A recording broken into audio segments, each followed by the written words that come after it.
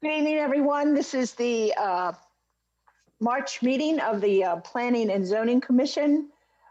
It's 7 p.m. I'm going to wait about 5 minutes. I'm waiting for one more person, one more of our commissioners to come in. I have not received anything that he's not going to be showing up. So I'm just waiting to see if he gets in. If not, we will start at 7:05. Can't we start either way, Roxanne? Well, we could, if you wanted to, we could move agenda item number 5 up and have Jeremy talk about his proposal for the snowball stand while we wait.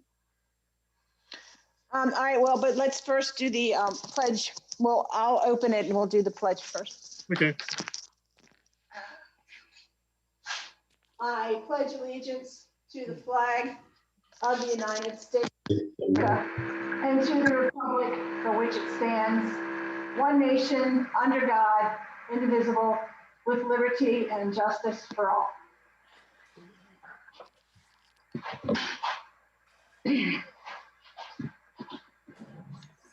Hi, Jeremy. You are muted, so I think we are going to move you up on the agenda because we're still waiting for one of our planning commission members. And again, I'm going to let you do your introduction. At this time, I don't think we want to sort of nail down a specific spot because we haven't really secured that. I think the general location of that shopping center is what we should talk about. I didn't write a staff report for this because ultimately this is something I can approve at my level. But you know, I like to work with the planning commission, so I think it's a good opportunity to bring it in front of them. So what I'll do is, can you share your screen, Jeremy? If you can, I can locate it on my screen. Yeah, I can share it. I need to pull it up first. Okay. All right, hold on. Let me grab it.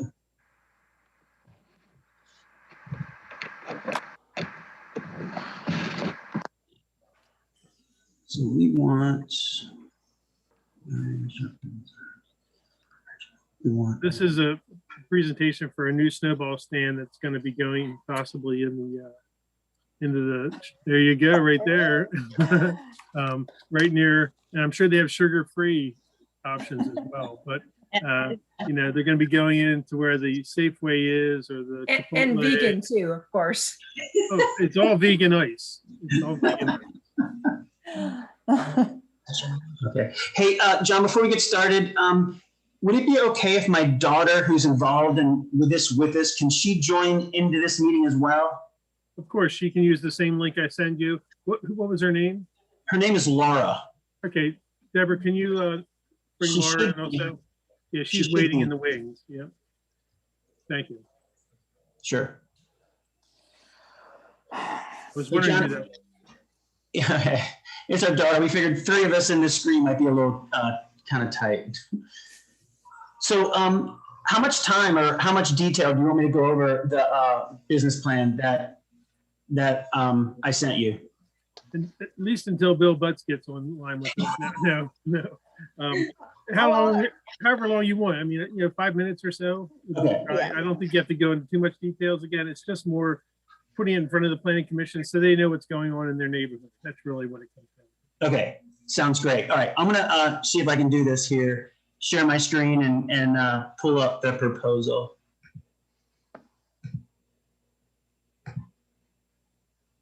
All right, can you guys see my screen? Yep. Yes. All right. Well, first of all, my name is Jeremy Alder, and this is my wife, Cindy. Hi. And you can see on your screen our daughter, Laura. I'm a school teacher, and my wife's an educator, and we're free in the summers, and we like doing fun things. And it's been a passion of mine for 20 years to start up a snowball stand. And opportunity has never been available because, well, I had young kids, and then I was in graduate school, and it was just being used doing other things. So my daughter is a big help to us because she's been managing a snowball stand and been working at one since 2016, managing since 2018. And so we were like talking like, let's do this. Now it's just a great time to do it. So we'd like to start a snowball stand called Surfs Up Snowballs. And let me quickly go through this. It's a few pages long, so I won't take up time than necessary. But I'd like us to just understand and be aware that what we would like to do is have a family-run business. It'll always be either me, my wife, my son, who isn't on here, he's 18, and my daughter. One of us will always be at the stand working, at least for this year.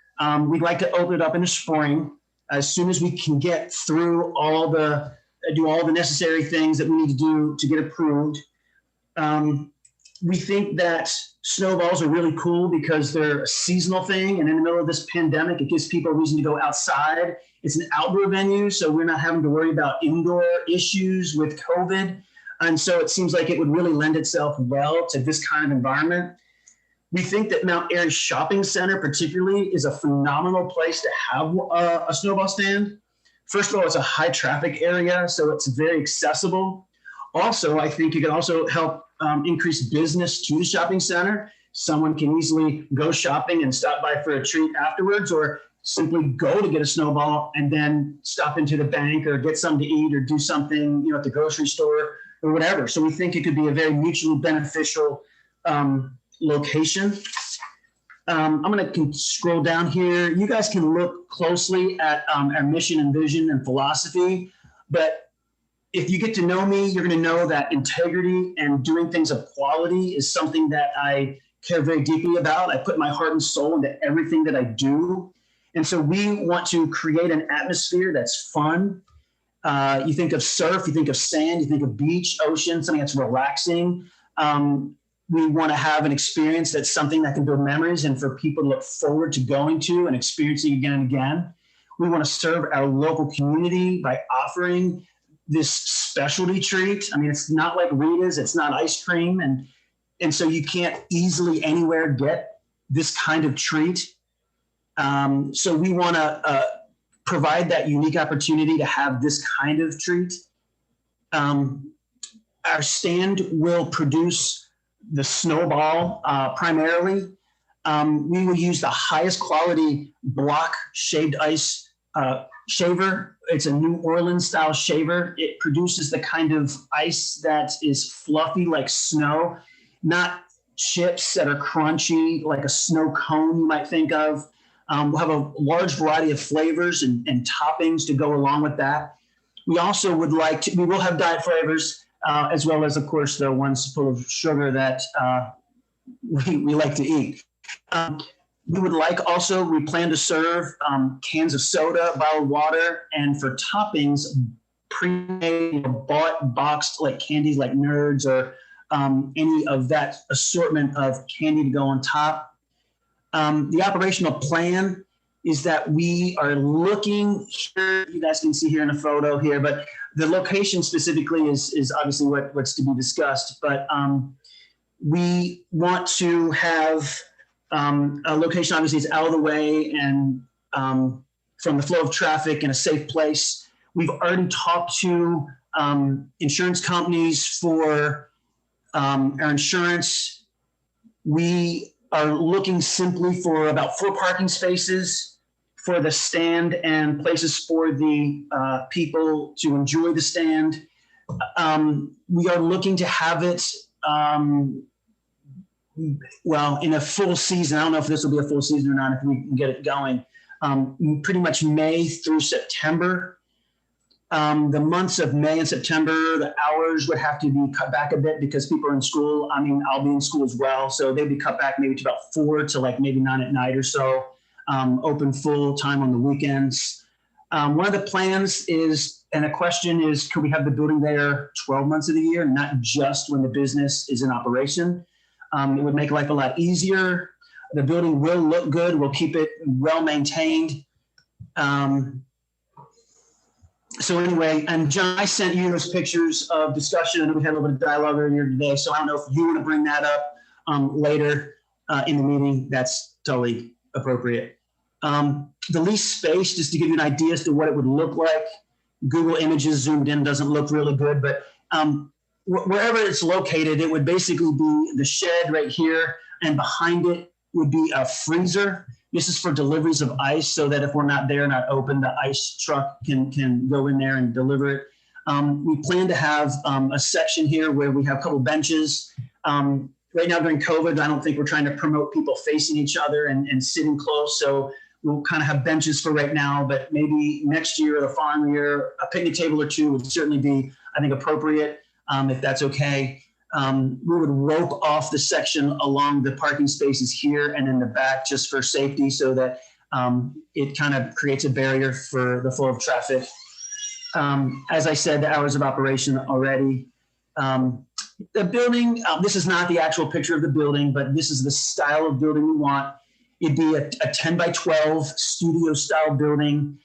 We like the color blue with white trim, something along these lines. The windows actually would slide horizontally, not vertically, but it would look similar to this. We would plan to have above the window here, our sign here, of course, professionally made and looking really nice. We've actually talked to a graphics designer to produce the image, which then we would get made and post it here. The side facing the shopping center, like parking lot, like this part over in here, the side of the building here would be, say right here, and we would like to have a nice sign here on the side as well. All the lights would be something that shines, you can see up here in the top, something that shines onto the building, not out away into like the neighborhood or into the shopping center. I don't know if you need to know or care specifically, but we will have like an air conditioner, a cash register. You know, that's just an electrical hookup issue. You can look at the list of what we would need. One thing I do want to say is I plan to have very low volume music playing that's kind of beachy, kind of surf, kind of music. If that's an issue, we can talk about that, but something very low volume. You really don't hear it much until you're right up on top of the stand. We want the building to look absolutely superb. We want us as any employee working there to look absolutely superb. We have shirts made with Surf's Up logo showing that we are part of this business, whoever's working there. The building will be painted as needed. If it's every 2 years or whatever, we would make it look and keep it looking good. If any of the wood needs being replaced on the trim, it'll all be taken care of and we'll make it look really, really outstanding. Personnel, like I said, it is my wife, my daughter, myself, my son would be the primary ones. Probably would need a couple other ones to help us out, but one of us four would be there at all times. I think you've done a great job. I think that we would see if anybody at the Planning Commission has any questions or comments or concerns. Again, ultimately, go ahead, Scott. Yeah, Jeremy, that's a great presentation and I love this. So have you given any consideration to that nook that is in that parking lot that I'm sure you have, but that area where you had mapped out is actually a fairly high traffic area. People whip around there right along that road there because they drive behind Safeway and go and pop out behind the Walmart parking lot. They like that, and they tend to do it fairly quickly. I was looking at the slide previous to that one. There's a little nook in there, and I know that that's a safe spot. You see, like yeah, that's a really safe pocket. There's not a lot of activity in there, and I was wondering if you considered that because that would allow your guests to feel safer from that traffic, and it would be easier to get to you. The other thing is if you park like left of that, you actually have the back of the Safeway parking lot, which is very much less congested than the front part of the parking lot. So there's a lot of parking that you could easily get to that area from there. I'm in that parking lot multiple times a week, and so I can tell you that's what I just wanted you to consider that if that's an option. If you sit there if you sit in that parking lot for an hour, you will see what I mean as far as just kind of watching the traffic pattern. And as I started, Scott, the location hasn't been ratified yet, so there's concerns about it. So we're looking possibly, actually maybe like the one I gave to Jeremy this morning was up behind Sandy Springs. There's Right. an area right behind there, which I think would be great access. It'll be visible.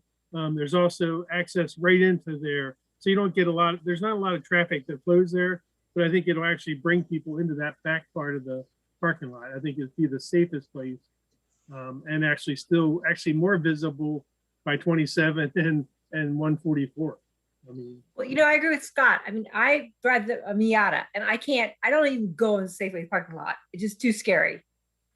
I just drive around and go over and park as far as I can because I don't like that parking lot one bit.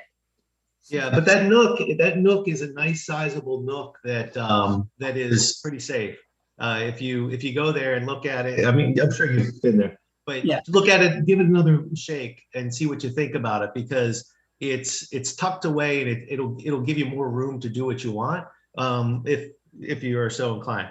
My other point was, or it was a question actually, will there be a surfboard on this building structure? Because I am always drawn to surfboards when I see them like connected to building structures.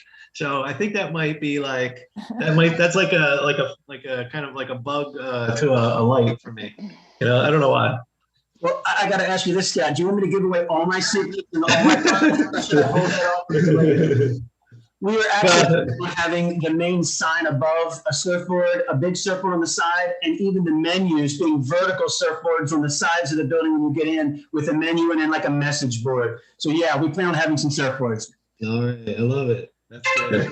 I think this is a great idea. And I know, Jeremy, I know that you're working with the shopping center because with the issue with where you're going to be.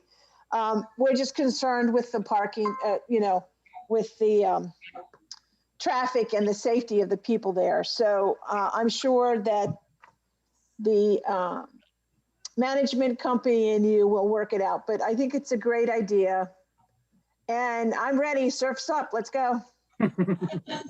Great. Yeah, the company, the Rappaport's been phenomenal. I think there's actually a couple options in areas, and you're right, Scott, that Nook is, I think, a better place to go. It gives us more room and it's a little bit safer. There isn't with the lease with Safeway, and it looks like that could very well be a possibility as we go back into that Nook that doesn't violate the lease. But yeah, John, that other spot on the other side is also a good option too. That is all on the table. So as far as location goes, I think it's win-win-win pretty much all the way around. So, I mean, whatever you guys say is great. I'm totally happy with any of those options. well, again, I'll continue working with you. We'll get it someplace on the parking lot there. Okay. Yeah, So, all right, thank you. thanks for coming this evening. Thanks for having us. Mhm. Thank Laura, you. nice seeing you. Good luck, Jeremy. right. Awesome. Yeah, we're Take care. excited. Okey doke, so we'll continue. We haven't heard from Bill. I hope everything's okay, so. Should we leave now? Yeah, you can leave. You're You can fine. leave. All right. Didn't want to leave You premature. can stay, you But can if you leave. want to stay, you can, but You can stay and see what's up. we'll push you back to an attendee and not a. Yeah. Okay. You're You welcome guys- to stay, but if you don't have to, leave. Okay. All right. Well, you guys have a good one. I guess we'll stick Thank around. you. Yeah, if you can put them back. Take in, care. Thank you. So our next item would be the approval of the minutes of the February 22nd meeting. Are there any additions or corrections noted? Seeing none, do I have a motion and a second? Motion. Okay, it's been motion. Is there a second? Did somebody raise her? Okay, Leslie, thank you. I was looking down, so I didn't see it. It's been moved and seconded to approve the minutes of the February 22nd, 2021. All those in favor signify by raising your hand and saying aye.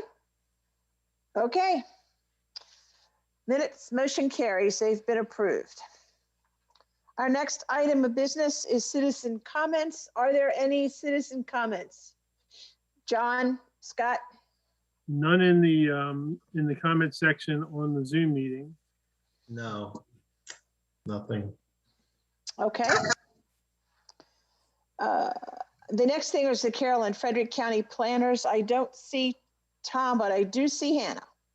So Hannah, the floor is yours. Old faithful. That's right, Old Faithful. Hi, everybody. Hope you guys are doing well, enjoying the finally nice weather outside. But at the county, not too many updates from last month. probably the most important thing is we are still moving the residential text amendments through the Planning Commission. That was moved to them probably the beginning of March, and they're still making their adjustments and going through that. And after they are approved by the Planning Commission, it'll be forwarded to the board and then so on. After the Planning Commission approves the residential text, the Board of County Commissioners are going to hear the residential by request cases that the Planning Commission has already approved. They felt it would be more appropriate to handle those two by requests at the same time as the residential text. We are going over the water and sewer amendments for the spring. And other than that, that's about it for me. Okay, anyone have any questions for Hannah? I do, Hannah. So can you submit a request for residential change now? Or is Not it right when they're closed? after, sorry. Okay. So what those two by requests were, they were only if the future land use was residential. And those were the only two that we received for that. But after the county commissioners approve the residential text, then it'll be open to everybody. And how long does that process take usually? Well, it will just depend on how long it takes the county commissioners to go through the text. Okay. And all of that stuff is online, the new text that's being discussed now by the Planning Commission. Okay, anything else? Okay, Hannah, thank you. You may stay on and we'll see you next month, I guess. Sounds good. See you then. Okay, thank you. You.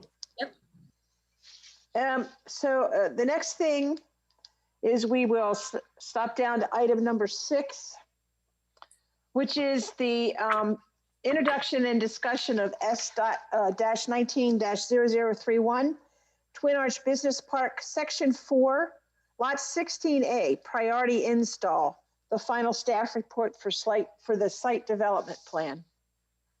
John, do you want to? Yeah, so we can get Ron Thompson as a panelist as well. So again, you saw this previously as a concept site plan. This is where you made the special exception to allow for the text amendment to allow the restaurant of up to 3,000 square feet. This is the parcel that you were looking at for that text amendment. This is a company that currently puts on wraps on emergency vehicles, medical, fire trucks, police, etc. And I think it's a whole company that's sort of taking over the complex. It'll be, maybe a lighting company that supplies the lighting to priority install. And then also maybe it's a vinyl wrap company that provides the vinyl wrap items for priority install. And then again, the luncheon, breakfast luncheon facility that's sort of planned for that lot as well. Again, the excuse me, the site plan meets all the parking requirements. It meets all the adequacy requirements at the concept plan level and currently at the final plan level. I don't know if Ron has anything additional he'd like to add to it.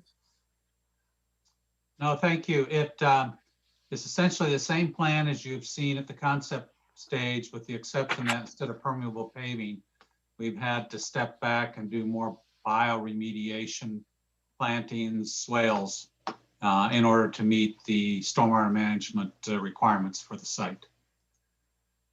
Are they not allowing as much impervious paving now or something, Ron? Is that moving away from because the lot was, we had to do some borings out there, and because the lot was a pad ready lot where we had some filling, compacted fill, and other types of soil issues, because of combining like a lot and a half into one lot, we're at doing some additional filling, just made the permeable paving portion of it not something that resource management would approve. Okay. So, but it is, as you pointed out, John, they build out emergency vehicles, any type of vehicle with graphics. There's a graphics shop in here. and a number of other suppliers that they work with that will be moving to this location with them, with all the vehicles. It's a rather large area to pull all the vehicles in, enough even for a fire engine to get in there while they do their work. Anyone else have any questions from the commission?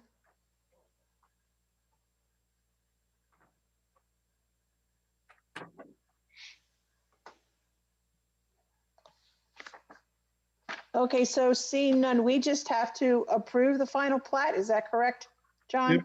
Based on the two recommendations, excuse me, the recommendations at the end.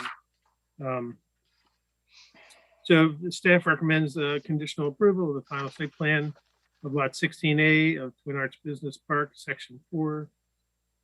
Subject to the following conditions of approval: that all the town comments have been addressed. Carroll County Stormwater Management shall be addressed prior to a grading permit being approved, and final signatures by the town of Mount Airy staff. Provide all legal documents, PWAs, and bonding prior to grading permits or building permits being approved. Does everyone have a copy of this? Okay. Awesome. You have a copyright, Roxanne? Nope, it wasn't in my thing, but that's okay. What? That's Oh my okay. gosh. That's hard to imagine. All right. I trust my commission, so that's okay. Do I have a motion to approve the final plat? Yes, I motion to approve it, to approve the final plat for lot 16A for the Twin Arch Business Park, including that the following conditions: all of town comments have been addressed. Carroll County Stormwater Management shall be addressed prior to grading permit being approved, and final signature for a town of Mount Airy. Staff provide all legal documents, PWA and bonding prior to grading permit approval. Is there a second? Thank you, Leslie. It's been moved and seconded that we approve the final plat for lot 16A with all of the county comments being taken care of before the PWA is issued. All those in favor signify by saying aye. Raise your hand. Anyone opposed? Okay, so John, that goes to Town Council. All right. Next on the agenda is the discussion and recommendation for Twin Arch Business Park, section 4, lot 15. King Sports Construction, they have a request for a non-conforming residential use to continue on lot 15. If you remember, this was brought to you last month. Ron had brought in his concerns with us not allowing the site plan that he had submitted or the change of use that he had submitted to come to you. So I allowed him the opportunity to present his case. And then we brought it back to you with some additional documentation provided by Mr. Thompson and his company Vanmar. And again, I also, mine's of course printed on yellow, but I gave you a position that I've taken based upon some facts that I had pulled out of above and beyond Ron Thompson's items. Now, you guys should have received his documentation. You didn't, did you receive that? You didn't receive, you received his information as well. Anyway, so. I didn't, but that's okay, because I received this other very important letter that somebody wrote, so. Okay, so anyway, the, excuse me. Basically, my position is that, you know, based upon the information that I pulled off of SDAT related to primary residents of Dr. Full who used to live at this parcel, it seems as though there is a lapse of more than 12 months, at least for 2310, which was his primary residence where he had his operations and his kennels that were being utilized there prior to him selling his license to Dr. Brian, and then running his business, Twin Arts Family, Limited Family Partnership. Again, so my documentation shows that he vacated the property via Maryland Land Records was on April 29th of 2019. And the documentation that Mr. Thompson submitted to the town stated that the lease had started on August 1st, 2020, which leaves a 15-month lapse of residential usage. And so that would extinguish the 2310 Backacre Circle residential classification, at least in my eyes, shows that it's lapsed for more than 12 months. So that would be extinguished automatically because of the lack of continuous use. Now for 2308 Backacre Circle, the plat that was recorded during a forest conservation easement for Twin Arts Business Park, it was amended final plat, lots 8, 9, and remainder, section 4. So the remainder is lot 15 that we're talking about, which is a 15-acre plus parcel, kind of tucked behind all the industrial on the left-hand side of the eastern part of Backacre Circle Drive.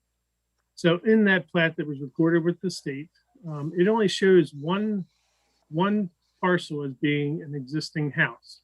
There is an existing pool house that has been demolished when 18A came in and they took over a portion of lot 15. So there was an amended plat removing a portion of lot 18 to go with J&J Trash. So, and you know, with the remaining buildings that are on the parcel, there's an existing building, an existing metal shed, and I can share this screen with you here. So if you can see right here, so this was the old entrance to the property that came off of Backacre Circle Road, which was, you know, here's 16 and 14. And 16 is the one you just approved, 16A. So what happened was they took a portion of 14, kind of, I'd say approximately right about here, and put it into 16, which made 16A, which is the site plan you just approved. So anyway, this was, of course, the most recent recorded plat for this parcel.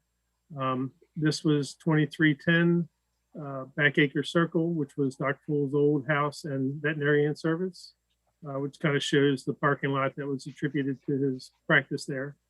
And again, if you look at all the other buildings on the parcel, there's, you know, existing barn, existing pole building, existing pole shed, existing metal building, and existing building. This would be the 2308, as they're saying, is the other residence. But it begs me to wonder why, you know, this would have not been labeled an existing house and not just an existing building. If you're recording something, you're supposed to be as accurate as possible on what you're indicating what's existing. So, you know, in that respects, I still have a problem with this being considered a residence. Now, he did supply some documentation, which, you know, indicates that there is a lease that's been signed for that property. I think that one was started in, let's see, I think it was April.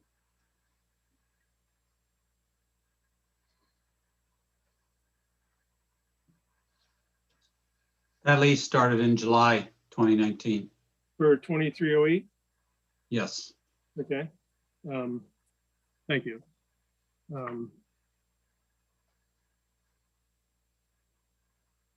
Okay.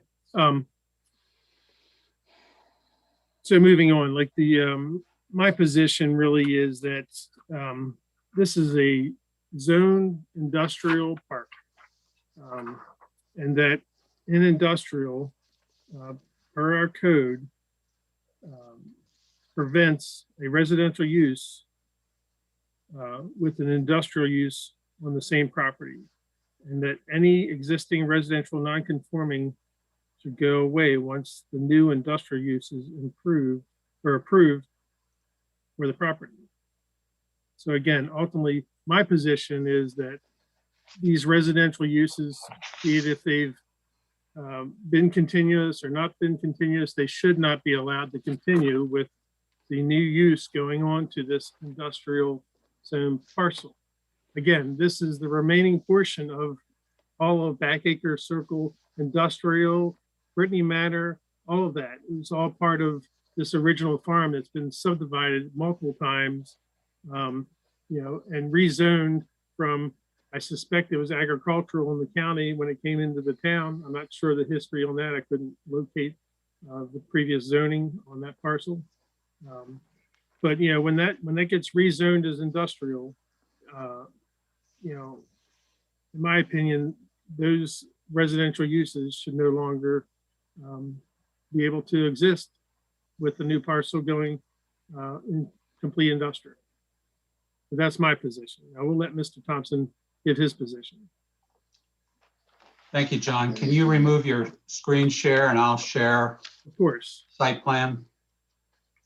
Yep. I can get back to that. 1 second here.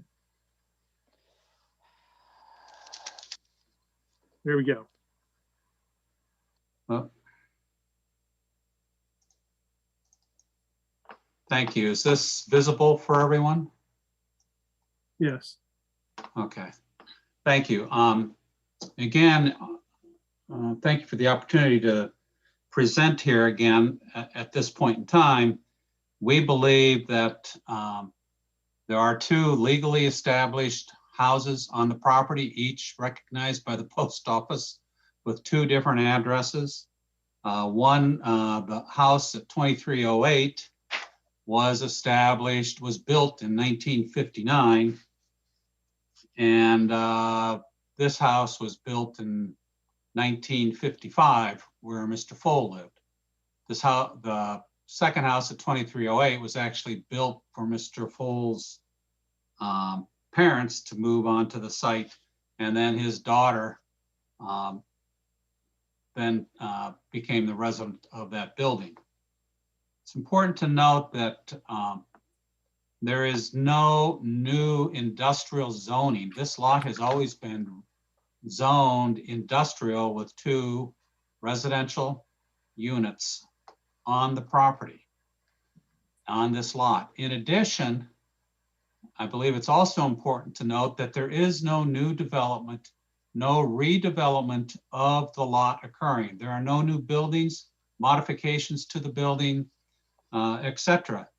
King Sports Construction has decided that lot 17 will just be too small for what they want. They basically live on a farm now and want to move their business to this location. They like the open space. More importantly, their business is off-site. They do not construct turf fields on the site. They're at school locations, private facilities, stadiums, professional stadiums, so forth. It's just that they like the piece of property and have spent a great deal of time trying to clean up that piece of property for it. Mr. Fole has provided you with an affidavit in your packet about 2310 Backacre Circle, where although his daughter Gail moved for establishment of address in April when she moved, and part of Doc's materials moved there, but he did not fully vacate, per his affidavit, his building at 2310 until,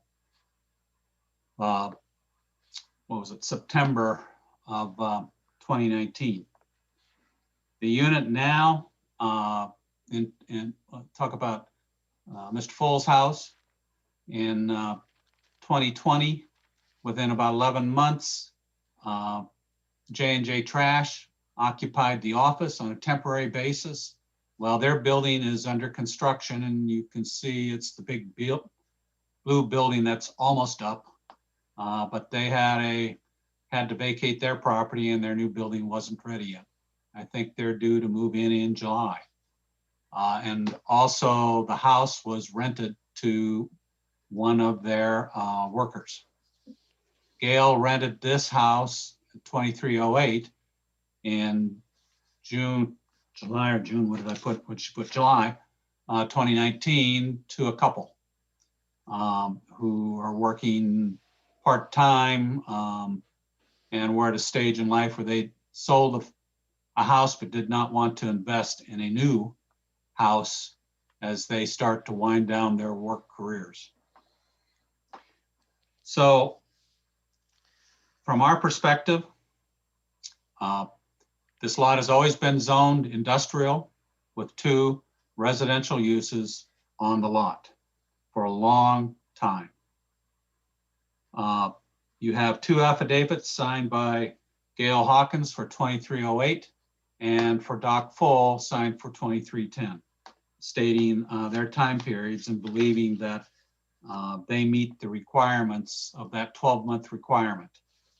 King Sports would like to continue the use of the residential structures. Actually, they'd like to have their son stay on the site, somewhat of a, who works in the business as a little bit of security for when their equipment is there.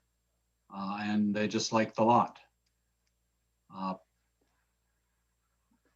There was talk about the town. Lot 15 was connected to the water system in September 2016. There was a temporary connection that ran through lot 14 over and then tied in somewhere about here, which then tied in both houses into that there. I look at John's analysis of water usage of an average use and recognize that a 95-year-old man and a semi-retired couple are not going to be using the same type of water that is normally used there. So our request is simple there. And we believe justified in the fact that the units have been in continual use for other than a period of less than 12 months, and that there is no new building, no new development, no redevelopment of the site occurring. All of the buildings remain as they are. And the site is just, when you've driven by, you've noticed that it's been cleaned up considerably by King Sports.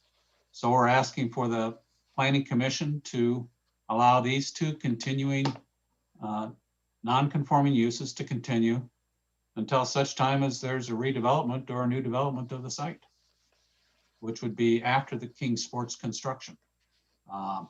We're leaving the site. I won't Okay, read the not their affidavits because you had all of those in your packet. okay, thank you, Ron. I have a question of clarification. Sure. Tom, are you, Ron Thompson, are you saying that they want to temporarily stay on the property until King's, whatever the company is, moves in? Is that what you said? I'm sorry, temporarily.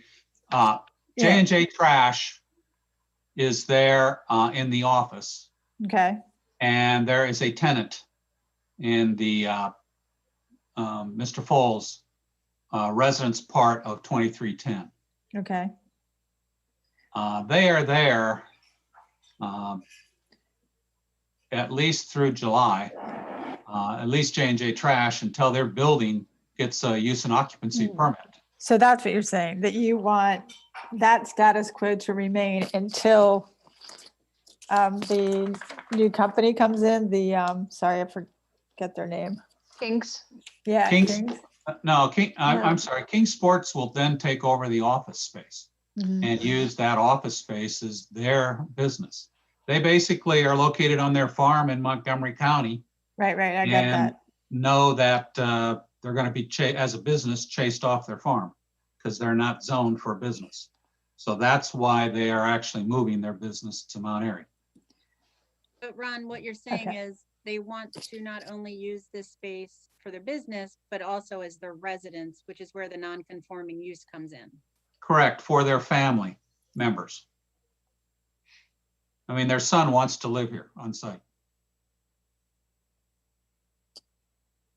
So when you look at this, Scott, you know, I don't know how many instances of nonconformance to town code can be cited where we say that, you know, this has been done in the past for so long and we just want to keep doing it that way. You know, I may be speaking out of turn, but I think that's not a, that is not a good standing for allowance. Right? I mean, you know, Tom's our legal guy here. But Tom, when we come across non-conformances in town code, previous, previous, maybe it's not allowance, maybe it's a bad word, maybe not being corrected, doesn't set precedent for a non-conformance to remain, right? I mean, that doesn't, we don't look at it that way, correctly? Well, let me kind of go back and say that a non-conforming use, i.e. one that has gone on before application of the town's zoning ordinances to it, has a right to continue. It's a property right to continue. However, at the same time, what the law says is that when you have things like substitution of uses and things of that sort, depending on what the municipal code says, the law favors them eventually going away. So the law recognizes it as a property right, but also recognizes basically that a municipality has a right to extinguish them as circumstances change throughout time. So in our code, we have a number of provisions that talk about substitution of non-conforming uses and the fact that a substitution has to be a lesser use, not the same, lesser use than the one for which it is substituting, and has to be established as such to the satisfaction of the Board of Appeals, such that the Board of Appeals issues a special exception when buildings are damaged and destroyed by fire. I'm oversimplifying here. Those non-conforming uses under our code go away. They're not to be rebuilt, basically. If they're discontinued for more than a year, they are extinguished, things like that. So it's not so much, you know, do we have a policy of, do we set precedents for? It is kind of a circumstance where in the first instance, a non-conforming use is a property right, but it is also well within the rights of the municipality to enact ordinances to eventually see them go away as things change throughout time. It's as simple as I can put it. Ron, can you stop sharing your screen? Yeah, I was going to ask that. Thank you. Oh, okay. Yeah, I think that that what Tom was just saying, and you know, it seems like in the code, the that it's really that the Board of Appeals has to make this decision because you're changing the non-conforming industrial. Well, no, not the non-conforming, but the by right industrial use, and then trying to sort of match. So even if the residences were continuing, you know, that they weren't vacant for more than a year and they're still non-conforming uses, you're trying to kind of match the new industrial use with this older non-conforming residence. And it just seems like from the code that, and also there seem to be some potential factual issues that might need to be determined, which is not really our job. It's more of the Board of Appeals job. So I tend to agree with Leslie. I think the first step is that you have to get an application for a zoning certificate from the zoning administrator. If in fact that you know, and the conditions. So then if you have any issues, then you appeal to the Board of Appeals, but we can't make this decision. I kind of am, Tom, can we just refer this to the Board of Appeals right now as it stands? No, so let me say two things. First of all, Mr. Thompson has not had the benefit of my legal opinion, okay? And I believe that he should, and I believe that his client should. And I have no issue with that. The reason I haven't given it to him is I am not the client. The client has to waive the attorney-client privilege. That would be done by a vote, a majority of this body. And I have absolutely no problem you doing that, so that my advices can be shared with Mr. Thompson and his client. Essentially, as I've, I think it's pretty clear, I've outlined therein, I don't know that there is a place for the Planning Commission outside of a site plan review process, wherein the commission may make some findings in order toward ultimately approving or not approving, or approving with conditions, what have you, a site plan. That's not really what you're being asked to do here. I don't believe that's the Planning Commission role. I believe that the proper way to go through the proper process would be for the property owner to request a zoning certificate for the incoming new use. And then the zoning administrator, John, would either not grant it, or grant it with conditions. One such condition might be, for instance, and we haven't really talked about this, but this is further to Mr. Thompson's point a month ago, he might approve it, but subject to site plan approval process. Okay. I believe Mr. Thompson made the argument that it should not go through the site plan process because buildings aren't being developed, modified, et cetera. At that point in time, the property owner would have, I believe, 30 days to appeal John's decision. And that would go to the Board of Appeals. The Board of Appeals is set up to take evidence, make findings of fact.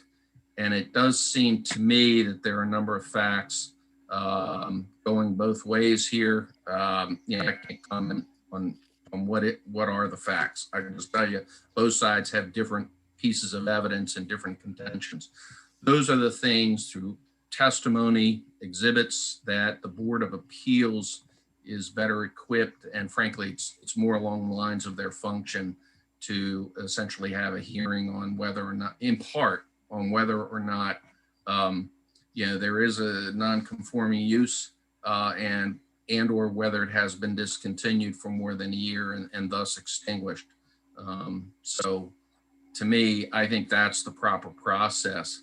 The only other thing I'll say on this is that essentially, as I see it, there are two claims really to two different non-conforming uses. One is just the residential use is claimed to be non-conforming in that it is in existence, allegedly, in an industrial zone where so it's non-conforming.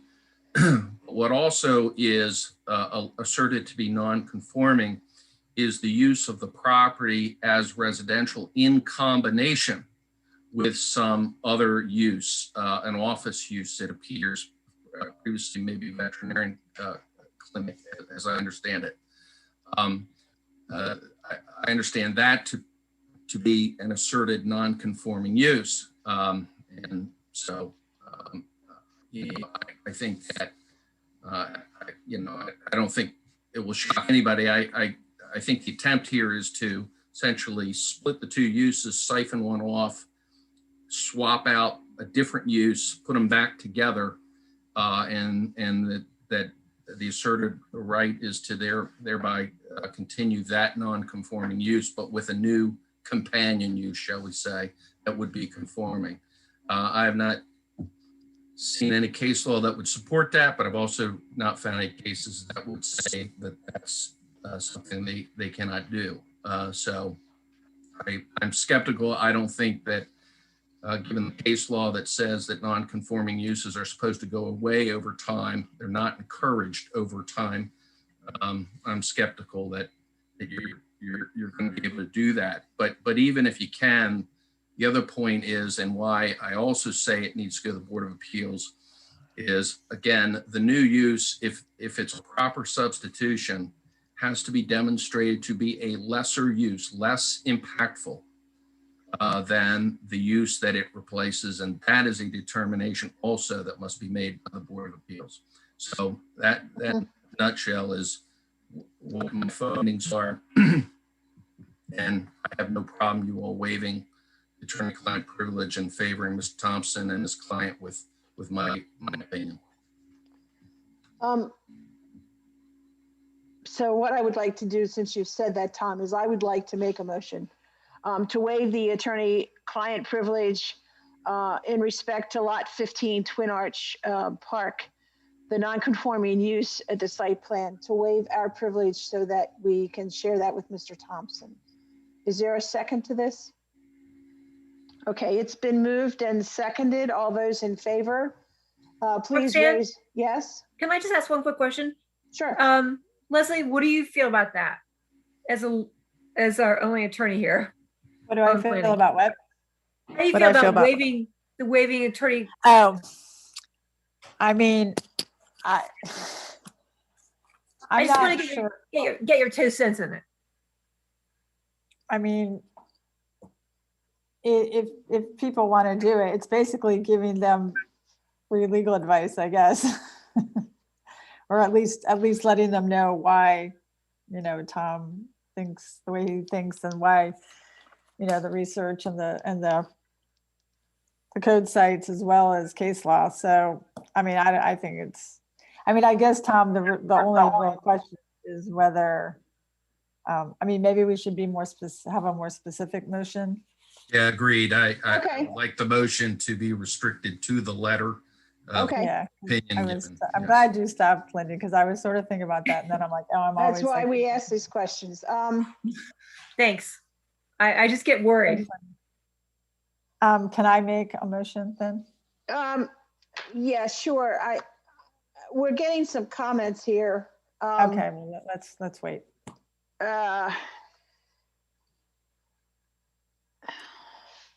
I think, Carl, in reference to your comment, we are just waiving the right of the letter, nothing else. So it Right. shouldn't But come you back to mentioned haunt the town council. We're just Right. waiving this privilege for this letter, nothing else. Right. Okay, are there any other comments? Scott, do you see any? Okay, go ahead, Leslie. So I will make a motion that the town's attorney, Tom McCarron, a letter that he drafted on March 24th, 2001, regarding Lot 15 Twin Arch Business Park, the non-conforming use and site plan issues, that the Planning Commission agrees to waive its attorney-client privilege with Tom McCarron, specifically only to this letter that I just referenced. I second that. Okay, it's been moved and seconded that we waive the client attorney privilege just specifically on this letter. All those in favor signify by saying aye. All those opposed? Okay, so we will. Roxanne, can I ask Tom or Ron a quick question? Sure. So are they currently storing turf on the full property? Rockfall has leased those silos for them to put used turf mats there. Are they, so if I remember back to when this was originally approved, part of the plan included some sort of wrapping on the turf to protect us environmentally. Are the rolls that are currently being stored there wrapped and protected? No, they are not. They are not, they're just stored there until they can be shipped out, either taken to a facility to be ground up, off-site facility, or loaded on a semi-trailer and shipped to Arizona to be used or reused for lawns and residential lawns, parks, so forth. Right, but they're supposed to be stored wrapped so that none of There that isn't any, there is no requirement for them to be stored as wrapped. I think there was when we did this on the other site plan. Yeah, It Lot was 17. wrapped.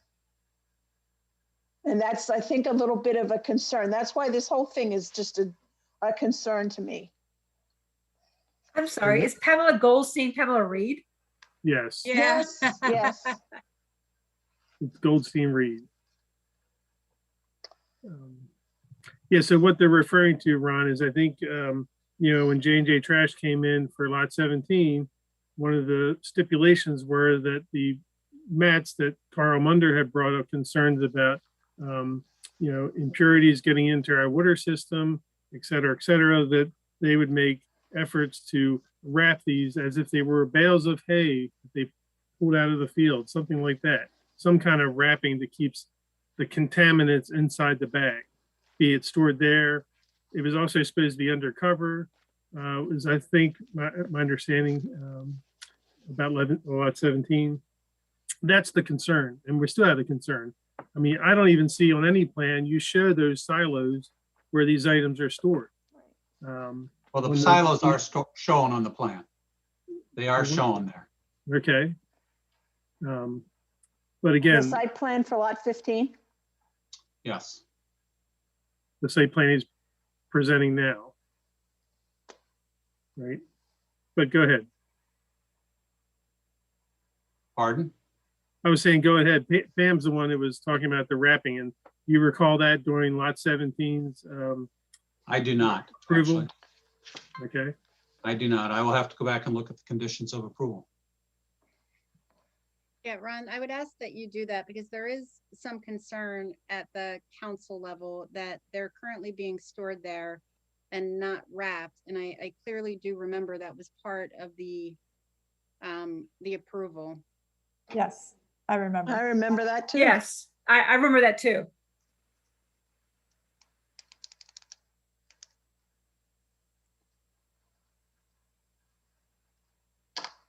I do hope that was in the condition of approval of the site plan.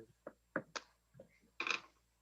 mean, I know we talked about it and they said that they were going to do it, but I do hope it was in our conditions of approval, but I'm not positive. Well, the council could have added it also. We didn't necessarily. Yeah, I don't think we did. But As part of the PBI. yeah, John, I would, if I could ask you to verify that and double check it at some point here. Yeah. Yep. So where we go from here is we're not making a decision tonight, Ron, at all. You're going to receive a letter.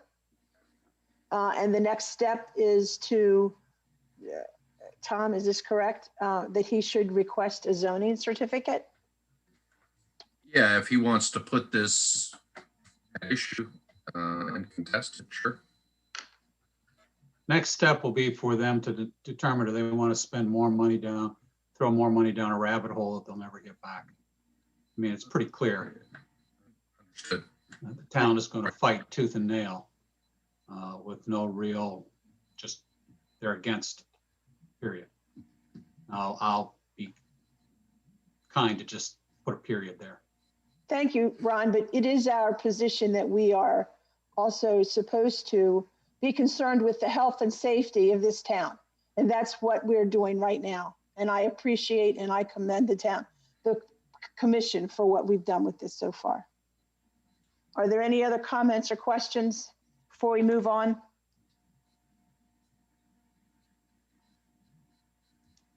Okay, seeing none. We'll go on to our next item on the agenda. Which are Which is- future items in the next planning commission meeting date. I do want to make a change for our work session related to the master plan. Due to the Easter holiday, we have moved it to the 8th, the second Thursday of April. Because of being Good Friday, we just thought it would have been, this coming Thursday, that we wanted to have a little bit of time between both meetings. So I apologize for the last minute notice on that. The agenda will be coming out. We have a gentleman from Maryland Department of Planning, Joe Griffin, I think it is. Joe Griffiths is his name. Griffith. Mhm. He's who going to will be, Go ahead, Roxanne. he's going to be talking about the affordable housing and rental element that goes in a comprehensive plan. I'll be sending out a link to that statute, that law, in the next day or two for everyone to look at and review. It's actually a good timing because our next section that we need to review is number 5, which is the municipal growth element. So we'll be working on that. There's some, Roxanne. yes. I do know, I see Councilmember Munder does have his hand raised. I'm not sure if that's from a previous question or he does have his hand raised and maybe he's taken it off. Okay, so I guess it's not. Yeah, I think we answered his question. Okay, I just wanted to make sure. I just saw his hand was still up. Mhm. Wanted to make sure he had an opportunity. Right. And also we left, I would actually like to,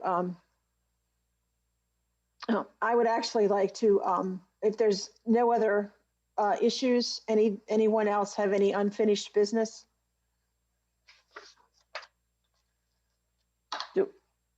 Scott? Is there anything on Facebook or anything? Nothing on Facebook.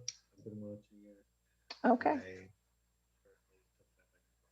I'm going to give us the option to continue work on the master plan, or we can adjourn for now and continue that in our workshop. Does anybody have a motion to adjourn? Well, Motion to adjourn. second. It's not on our agenda, Roxanne. No, that's true. It's not. So we're adjourning. And besides, like, I didn't prepare for chapter 5 for tonight. No, I wasn't. No, we're okay. We're okay. And I didn't know if that's there why was. I made it the 8th because I figured. Right. I didn't know if there was any issues that anybody unfinished business that we had thought that you had with the chapter 4 or not. So that was all I was gonna do. But we can definitely do those on the 8th. So. Yeah, I'm sorry, Roxanne. I didn't prepare either. I mean, I had what I had. No, that's okay. That's fine. Yeah. I didn't ask you to. I was just, sometimes questions come up. I was just making sure you didn't have any. All right, thank you. You're welcome. Anyone, so we've moved. Yes, John? I just wanted to say, wanted to wish everybody a happy Easter coming up and be safe. You too. Everyone have a nice Easter. Hey, Yes, is Bill okay? What happened? I don't know. I don't know. We haven't reached him yet. I'll Okay. call and find out. Yeah, I spent Palm Sunday in the rain singing. And I saw the food line. I went to Food Line on Saturday morning, and I saw him. He didn't recognize me because I was in my husband's car, but I waved at him. But I saw him. I talked to him yesterday, so Okay. I'll see where he is. Something might have come up. Hopefully, nothing serious. So we've moved and seconded adjournment. All those in favor say aye. Aye. All those opposed? Okay, everybody, please have a good rest of the week and have a great Easter.